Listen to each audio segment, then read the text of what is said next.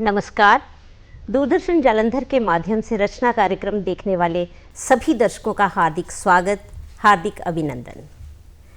शांति नहीं तब तक जब तक, शांति नहीं तब तक जब तक सुख भाग ना नर का सम हो। शांति नहीं तब तक जब तक सुख भाग ना नर का सम हो। ना ही किसी को बहुत अधिक हो, ना ही किसी को कम हो। ये पंक्तियां हैं उस कवि की, उस लेखक की, उस रचनाकार की, जिस पर चर्चा करने के लिए आज हम स्टूडियो में उपस्थित हुए हैं। मेरी मुराद है रामधारी सिंह दिनकर जी से। तो दिनकर जी के व्यक्तित्व और उनकी कृतियों पर, उनके कृतित्व पर चर्चा करने के लिए हमारे साथ आज स्टूडियो में उपस्थित हैं, मेरी बाईं तरफ बैठे हैं प्रोफेसर सोमनाथ शर्मा जी। सोमनाथ शर्मा जी जालंधर के एक स्थानीय कॉलेज से बतौर हिंदी विभागाध्यक्ष सेवा मुक्त हो चुके हैं। और उनकी बाईं तरफ बैठी हैं डॉक्टर मीनू नंदा जी। मीनू नंदा जी जालंधर के एक स्थानीय कॉलेज में बतौर हिंदी विभागाध्यक्ष कार्यरत हैं। तो आप दोनों का हमारे स्टूडियो में पधारने के लिए बहुत बहुत स्वागत। शुरू करते हैं शर्मा जी आपसे। जैसा कि मैंने अभी अपने दर्शकों से बात की कि हम चर्चा करेंगे रामधारी सिंह दिनकर जी के व्यक्तित्व और कृतित्व पे, तो शुरुआत व्यक्तित्व से करते हैं। थोड़ा सा उनके व्यक्तित्व पर चर्चा कर दीजिए। सबसे पहले तो मैं दूरदर्शन के सभी सदस्यों का, सभी पदाधिकारियों का और विशेषतः आपका आभार व्यक्त करता हूँ।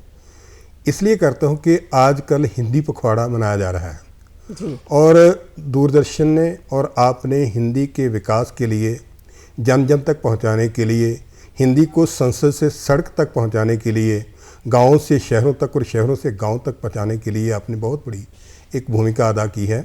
और आप सब मेरे लिए मुबारक के पात्र हैं और भगवान आपको प्रगति दे, उन्नति दे, विकास दे और आप इसी प्रकार हिंदी की सेवा करते रहें। अभी आपने बात की है रामधारी सिंह दिनकर की जी। रामधारी सिंह दिनकर राष्ट्रीय कवि हैं जी। आज अगर हिंदी राष्ट्रभाषा बनने जा रही है तो ये रामधारी सिंह दिनकर जी जैसे महान कवियों, साहित्यकारों और आलोचकों द्वारा बनने जा रही है। रामधारी सिंह दिनकर जिनका जन्म बिहार में सिमरिया गांव है जी। और वहाँ जिसे आजकल आप बेगूसराय के नाम से जानते हैं जी। और मुंगेर पहले कहा जाता था, वहाँ इनका 23 सितंबर 1908 में इनका जन्म हुआ। जी। राजभाषा से राष्ट्रभाषा की यात्रा करवाने वाले रामधारी सिंह दिनकर हैं जी। और जब इनका जन्म हुआ तो इनके परिवार वाले जो थे वो राम की भक्ति किया करते थे। उनके घर में राम का गुणगान होता था और इसीलिए इनका नाम रामधारी रखा गया। बहुत बढ़िया। और रामधारी इसलिए रखा गया, दिनकर बाद में इन्होंने एक पत्रिका जो निकलती थी, प्रकाश पत्रिका, उसमें से इन्होंने अपना नाम दिनकर रखा बाद में। अच्छा, मतलब दिनकर इनके नाम के साथ एक उपाधि के रूप में उपाधि के नाते, क्योंकि अच्छा। इन्होंने कहा कि मेरे पिताजी का नाम रवि से है और रवि होता है सूरज जी। और आपकी पत्रिका प्रकाश है और पत्रिका में प्रकाश है, रवि का प्रकाश है, तो मैं हो गया दिनकर। उसके बाद इनको रामधारी सिंह दिनकर के नाम से जाना जाने लगा जी। बचपन बड़ी विकट परिस्थितियों से बीता। बचपन की अगर बात करें, बाल्यावस्था की बात करें तो 7 वर्ष के थे इनके पिताजी स्वर्गवास हो गए और मुसीबतों का पहाड़, गांव में रहने वाला व्यक्ति मुसीबतों का पहाड़ पड़ गया। प्रारंभिक शिक्षा वहाँ सिमरिया स्कूल में, जो वहाँ का प्राइमरी स्कूल है, वहाँ से प्राप्त की और उसके बाद जो इनकी मिडिल की शिक्षा थी जी। इनको रास्ते में गंगा नदी पड़ती थी और वहाँ ये 15 किलोमीटर पैदल जाते थे और गंगा नदी को पार करके जाते थे किश्ती के माध्यम से। इतनी बड़ी परिस्थितियों में, ऐसे संघर्ष में, ऐसे व्यक्ति ने जो शिक्षा ग्रहण की। बात आगे बढ़ने की हुई, परिवार, पिता जा चुके थे, माँ की पर मुसीबतों का पहाड़ था और जो 2 भाई थे उन्होंने कहा कि हमारा भाई बढ़ेगा, हम इसके लिए काम करेंगे। तो भाई को पढ़ाने के लिए उन्होंने अपनी शिक्षा जो थी उसको त्याग दी और उसके बाद ये स्कूल की जो शिक्षा थी उसको प्राप्त करने के बाद फिर ये वहाँ इन्होंने जो ग्रेजुएशन थी वो हिस्ट्री और पॉलिटिकल साइंस, जिसे इतिहास और विज्ञान, राजनीति विज्ञान कहते हैं, उसके माध्यम से उन्होंने प्राप्त की। क्योंकि घर में गुजारा मुश्किल था, किसान का परिवार था बड़ी मुश्किल से, जैसे आजकल आपने देखा कि बाढ़ग्रस्त जितने भी लोग हैं उनकी जो कृषि है वो पूरी की पूरी तबाह हो गई है। तो उस समय भी कभी बारिश होती थी, कभी नहीं होती थी कृषि का, जिसकी वजह से बड़ा मुश्किल से गुजारा होता था। तो इन्होंने कहा कि मेरे लिए घर में नौकरी करना बहुत ज़रूरी है। वाह, तो क्या बात है। आपकी बात को यहीं मैं विश्राम देती हूँ। नौकरी की बात हुई है तो मीनू जी, आगे का वृतांत मैं चाहूँगी हमारे दर्शकों के साथ आप साझा करें। दिनकर जी को प्राणों में जो पढ़ाई का चाव बसा हुआ था, तो इन्होंने उन भयंकर और विकट परिस्थितियों के बावजूद कहीं भी अपने उस चाव को कम नहीं पड़ने दिया। तो अभावों से जूझते हुए भी इन्होंने अपनी पढ़ाई को जारी रखा और भागलपुर विश्वविद्यालय के ये कुलपति भी रहे। वाह जी वाह, क्या बात है। और इसके साथ साथ हिंदी के प्राध्यापक तो ये पहले रहे ही थे और भारत सरकार के गृह विभाग के हिंदी सलाहकार भी रहे। तो कहीं ना कहीं इन्होंने जिन बुलंदियों को छुआ, वो एक ऐसे कवि की पहचान थी जिसने अपनी जिजीविषा को जिंदा रखा और अपने उन संघर्षों से जूझते हुए अपनी एक ऐसी पहचान कायम की कि उनकी रचनाएं, उनका संदेश आज भी कालजयी कहा जा सकता है। बहुत अच्छी, बहुत बढ़िया बात आपने हमारे दर्शकों के साथ साझा की। यानी उन्होंने जो शर्मा जी ने अभी हमें बताया कि एक संघर्षपूर्ण जीवन अपना आरंभ किया, बचपन से लेकर युवावस्था तक आते आते, तो इतने ज़्यादा संघर्ष जो उन्होंने किया था उसका परिणाम सकारात्मक हमें देखने को मिला। बहुत अच्छे से आपने विस्तार से बताया कि किस तरह किन किन परिस्थितियों में से गुजरते हुए वो निकले और किन किन उपाधियों को और किन किन उपलब्धियों को उन्होंने प्राप्त किया। अच्छा, अभी हम बात कर रहे थे कि फिर जिजीविषा की बात हुई। ज़ाहिर सी बात है, जीने के लिए कुछ तो चाहिए। अक्सर हम कहते हैं रोटी, कपड़ा, मकान, ये 3 चीज़ें तो ज़रूरी हैं। तो उसके लिए जब ये इनका जुगाड़ हो गया, इनकी व्यवस्था हो गई जिसको हम कहते हैं, तो उसके बाद शर्मा सर फिर कैसे इन्होंने लिखने की तरफ, किस तरह का इनका रुझान पैदा हुआ? देखिए, उस समय असहयोग आंदोलन गांधी जी का चल रहा था जी। भारत माँ गुलामी की जंजीरों में जकड़ी हुई थी, स्वतंत्रता की श्वास के लिए तड़प रही थी और साहित्यकारों ने इसमें बहुत बड़ी भूमिका अदा की जी। बात करते हैं रामधारी सिंह दिनकर की। रेणुका उनका एक ऐसा गीत है जिसमें राजनीति की बात, मतलब जो क्रांति की बात उन्होंने कही। रेणुका है भगवान परशुराम जी हैं, उनकी माता का नाम है कि वो माता कष्टराणी थी। किस प्रकार जो नारी जाति थी उन्होंने उस समय देश की आज़ादी में अपनी भूमिका अदा की। तो रेणुका जी का एक, उन्होंने रेणुका के माध्यम से ये अपनी रचनाएं लिखी। उसके बाद उन्होंने हुंकार लिखी। फिर वो जो भारत सरकार के उस समय सब रजिस्ट्रार उनको बिहार अपना जो अंग्रेजी हुकूमत थी उन्होंने उनको सब रजिस्ट्रार की उपाधि दी थी। लेकिन एक बड़ी बात ये है कि वो अंग्रेजों के समय में अंग्रेजों के खिलाफ लिखते थे। अंग्रेजों की जो नीतियाँ थी वो विद्रोही कवि हैं, अंग्रेजों की नीतियों के खिलाफ लिखते थे। और अंग्रेजों की नीतियों के जब खिलाफ लिखते थे तो कहते हैं कि 4 वर्षों में 22 बार रामधारी सिंह दिनकर का तबादला हुआ। जाहिर सी बात है, अगर आप जो वर्तमान सरकार है या वर्तमान पदाधिकारी हैं, सत्ताधारी हैं, उनके विरोध में बात करेंगे तो वो भी तो अपना विरोध किसी न किसी रूप में दर्शाएंगे ही। अब जब हम दिनकर जी की बात करते हैं तो हम उनको एक ओजस्वी कवि के रूप में भी जानते हैं, एक राष्ट्रीय कवि के रूप में भी हम उनकी पहचान स्वीकार करते हैं, लेकिन इसके साथ साथ एक क्रांतिकारी या विद्रोही कवि भी कहते हैं। तो जो उन्हें राष्ट्र कवि कहा गया, मीनू जी मेरा सवाल अब आपसे है, तो ये राष्ट्र कवि कहने के लिए उन्होंने मतलब किस रचना को आधार बनाया गया या उनकी कृतियां ही ऐसी थी कि उनको इस आधार पर राष्ट्र कवि की उपाधि दी गई? दिनकर जी के अगर समग्र साहित्य को मैम देखा जाए तो मुझे लगता है कि दिनकर जी का संपूर्ण व्यक्तित्व जितना ओजस्वी था और जितना पौरुष से भरा हुआ था, उनकी सारी रचनाओं में उस पौरुष का, उस ओजस्विता का प्रतिबिंब दिखाई देता है। तो दिनकर जी की रचनाएं जहाँ उस सुप्त भारतीयता को जगाने में लगी हुई थी, वहां उनका एक संदेश था उस गुलाम करने वाली सरकार को भी। उन्होंने ये कह दिया था कि गरज कर बता दो सबको, गरज कर बता दो सबको, मारे किसी के नहीं मरेगा हिंद देश, लहू की नदी तैर कर आया है कहीं से कहीं हिंद देश। तो भारत जो है वो किसी की दास्ता को स्वीकार नहीं करेगा, और चाहे इस समय भारत प्रतंत्र है लेकिन अंततः अपनी स्वाधीनता को अवश्य ही प्राप्त करेगा। तो दिनकर जी की रचनाएं उस ओजस्विता का प्रमाण है जो बताती हैं कि हिंदुस्तान जो है अपने प्रयासों से फिर से, चाहे अभी गुलामी की बेड़ियों में है लेकिन फिर से अपने प्रयासों से उठकर खड़ा हो जाएगा। तो वो एक ओज, एक पौरुष उनकी समग्र रचनाओं में दिखाई देता है। और जब आज़ादी मिल गई उसके बाद भी दिनकर जी के काव्य की ओजस्विता कायम रही। दो पंक्तियां कहना चाहूंगी। बिल्कुल जी, बिल्कुल। दिनकर जी की एक कविता है रोटी और स्वाधीनता, उसमें दिनकर जी ने बड़ी खूबसूरत बात कही है, आजादी तो मिल गई, आजादी तो मिल गई, पर ये गौरव कहाँ जुगाएगा। आजादी तो मिल गई पर ये गौरव कहाँ जुगाएगा, कि हम इस गौरव को जो हमने प्राप्त कर लिया है क्या हम उसको जिंदा रख पाएंगे। मन भूखे कहीं इस आजादी को तू बेच तो नहीं खाएगा। वाह जी वाह। और कहीं देश की समस्याओं की तरफ भी उनका इशारा था जब उन्होंने ये बात कह दी कि रोटी और आजादी में कोई भेद नहीं, रोटी और आजादी में कोई भेद नहीं, पर अगर रोटी पर आंच आती है तो आज़ादी को सुरक्षित रखना भी मुश्किल हो जाएगा।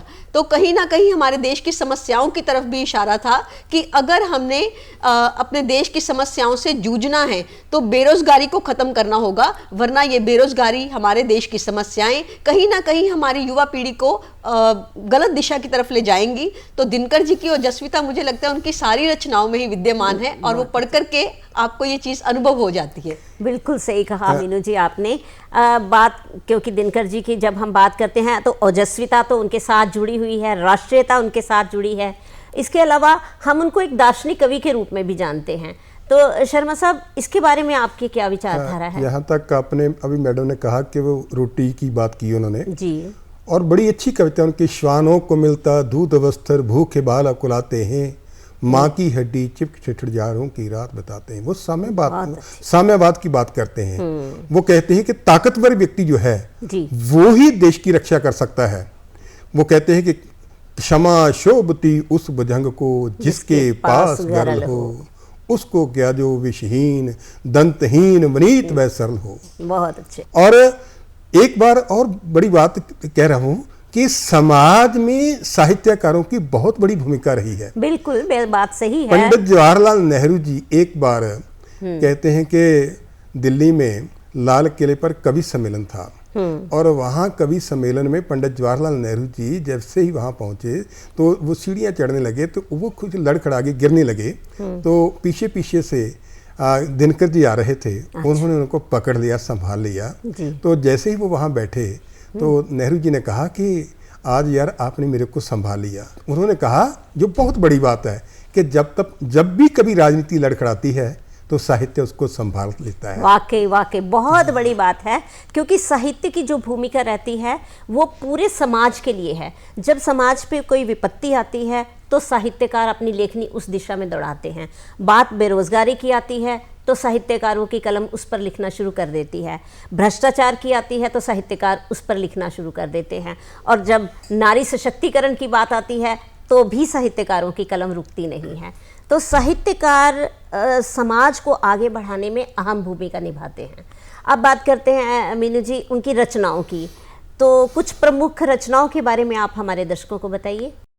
दिनकर जी एक ऐसे कवि थे जिन्होंने गद्य और पद्य दोनों में समानाधिकार से अपनी लेखनी चलाई है। तो उनकी कुछ रचनाओं के मैं नाम लेना चाहूंगी।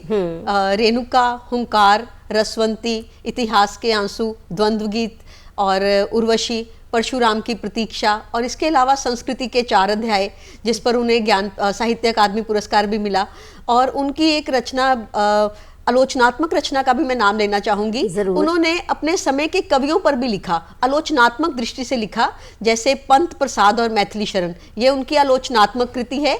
और इस आलोचनात्मक कृति के अतिरिक्त शुद्ध कविता कैसी होनी चाहिए, कविता में शुद्ध कविता की खोज भी दिनकर जी की एक प्रसिद्ध रचना है। तो इन रचनाओं के माध्यम से दिनकर जी का व्यक्तित्व, बहुमुखी व्यक्तित्व झलक कर सामने आता है। बिल्कुल सही कहा आपने। जैसे अभी मैडम ने कहा कि उनका जो व्यक्तित्व है उसमें सिर्फ वीरस की बात ही नहीं कही, जो 9 रस है, 9 रसों की कविता है। जैसे उर्वशी की बात, वहाँ पूरा श्रृंगार का, प्रेम का काव्य है। और कुरुक्षेत्र है, वो ओज की कविता है। अगर हम दलित चेतना की बात करें तो दलित चेतना के पहले जो कवि हैं वो रामधारी सिंह दिनकर हैं। और ऐसा कवि जिनकी रचनाओं पर पूरा भारत गर्व करता है।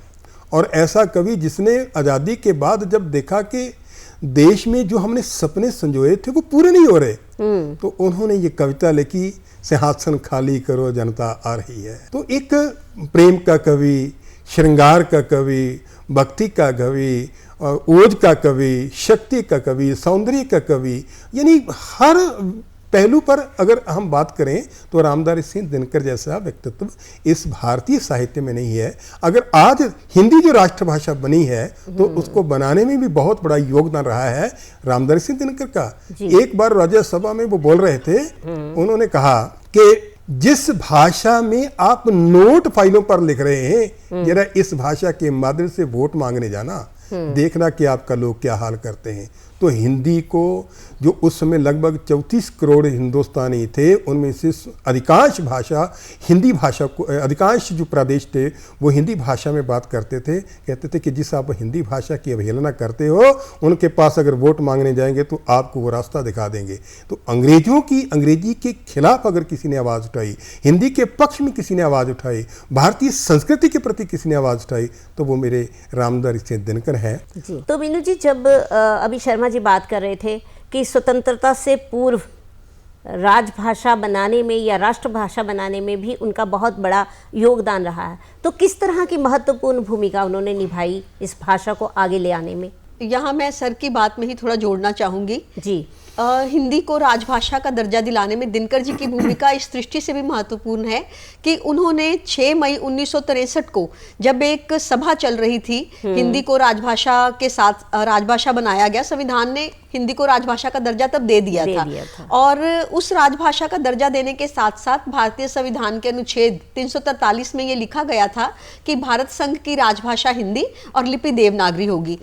और उसमें एक ये भी प्रावधान किया गया कि 15 वर्ष की अवधि तक, यानी कि 1965 तक, अंग्रेजी भी सह राजभाषा के रूप में चलती रहेगी। तो दिनकर जी ने इस बात के लिए कहीं ना कहीं अपनी कठोर प्रतिक्रिया व्यक्त की थी कि अगर हमने अंग्रेजी को भी अनिश्चित काल के लिए, वो इस 15 वर्ष की अवधि को भी अनिश्चित काल ही कह रहे थे। मुझे लगता है कि जो उन्होंने उस समय कहा था ना, 15 वर्ष की ये अवधि जो है, क्योंकि एक कवि कहते हैं ना, जहां ना पहुंचे रवि वहां पहुंचे कवि।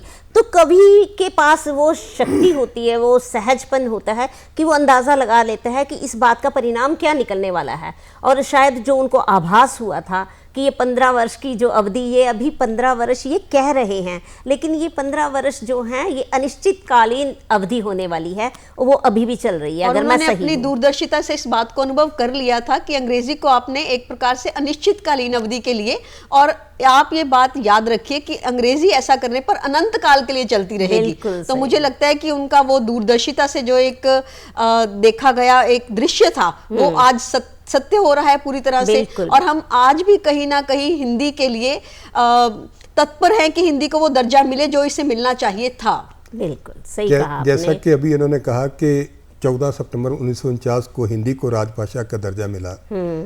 अगर उसी दिन उस समय के जितने भी अंग्रेजी पढ़ने लिखने बोलने वाले पदाधिकारी थे, वो अंग्रेजी में बात करना चाहते थे, तो एक प्रावधान रख लिया गया कि ये सहभाषा के नाते काम करेगी। अगर उसी दिन से ये कहा गया होता कि हिंदुस्तान की आज से राष्ट्रभाषा हिंदी होगी, तो शायद हमें हिंदी दिवस मनाने ना पड़ते, क्योंकि किसी भी देश में वहाँ के लोग वहाँ की भाषा का दिवस नहीं मनाते।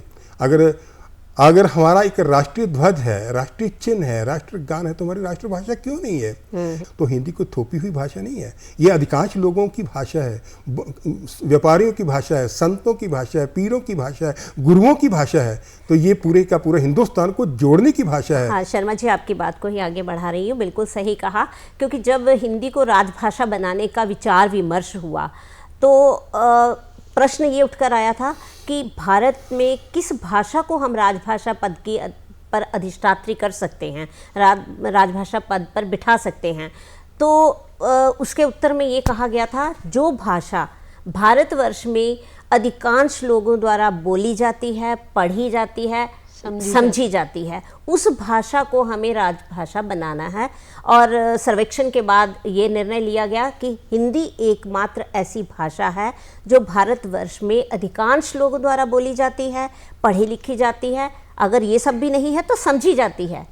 तो ये सब देखते हुए ही हिंदी को राजभाषा का दर्जा दिया गया था। और दिनकर जी का जो मीनू जी आपने बताया कि दृष्टिकोण उनका वाकई बहुत मतलब विस्तार दृष्टिकोण था। उनको अंदाज़ा हो रहा था कि ये जो सहभाषा के रूप में हम अंग्रेज़ी रख रहे हैं ये अनंत काल तक चलने वाली है। परिणाम हम सारे सब भुगत रहे हैं, क्योंकि एक होता है कि अंग्रेज़ी भाषा को साथ रखना, पर बहुत देर तक, बहुत समय तक, मैं आज की बात नहीं करूंगी, बहुत सालों तक ऐसा होता रहा कि हमने हिंदी भाषा को साथ रखा, बजाय कि हम अंग्रेज़ी भाषा को साथ रखते हमने हिंदी भाषा को साथ रखा।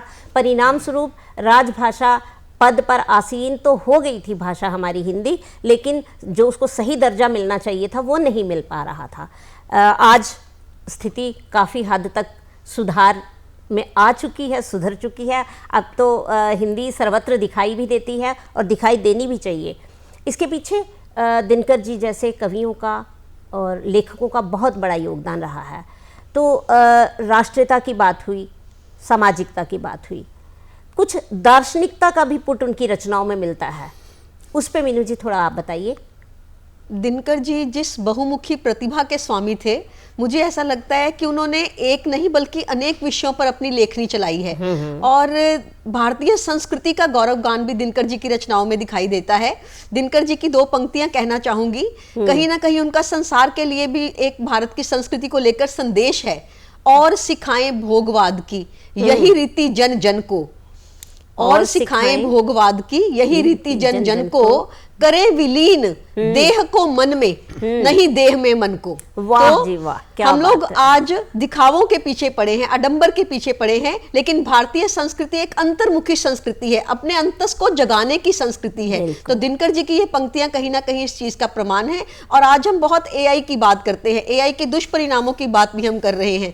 और सकारात्मकता तो हर चीज की होती है, लेकिन जैसे कहते हैं हर चीज के दो पहलू होते हैं, उसी तरह से दिनकर जी ने बहुत पहले अपनी रचना कुरुक्षेत्र के द्वारा सावधान कर दिया था कि ये जो आज विज्ञानवाद की बात हम कर रहे हैं, ये जो मनुज है इसके कारण अपना आहार स्वयं ही बनता जा रहा है। तो बुद्धि में नभ की सुरभि, तन में रुधिर का कीच, ये वचन से देवता पर कर्म से पशु नीच। तो हमें ये समझना होगा कि हमने अपनी सीमाओं को कहाँ तय करना है, ताकि हम इन कवियों के साहित्य से प्रेरणा ले सके और एक इनका साहित्य हमारा मार्गदर्शक बनकर हमारे जीवन पथ को संतुलित रख सके। बहुत बढ़िया बात कही आपने।